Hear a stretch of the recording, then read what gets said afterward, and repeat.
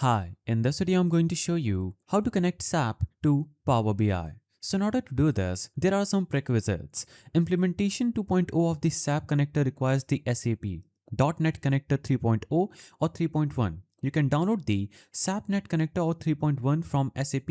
Access to the download requires valid user sign-in.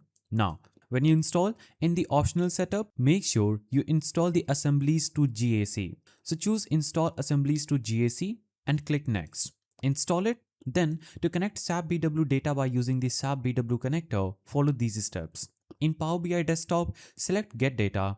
On the get data screen, select database and then select either SAP Business Warehouse Application Server or SAP Business Warehouse Message Server. After you select these, click on Connect. On the next screen, enter server, system and client information and whether to use import or direct query connectivity method. For detailed instructions, you can also select advanced options and select a language code, a custom MDX statement to run against the specified server and other options. Then select OK to establish connection.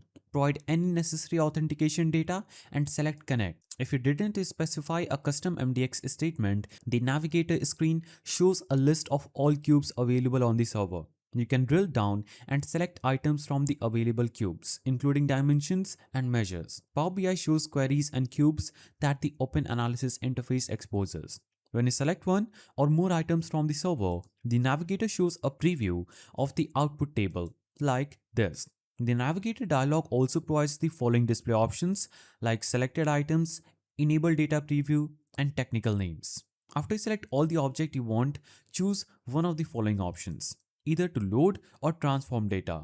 Then, along with data from SAP BW Cubes, you can also import data from a wide range of other data sources in Power BI Desktop and combine them into a single report. This ability presents many interesting scenarios for reporting and analytics on top of SAP BW data. If you found this guide helpful, please don't forget to give it a thumbs up and thanks for watching.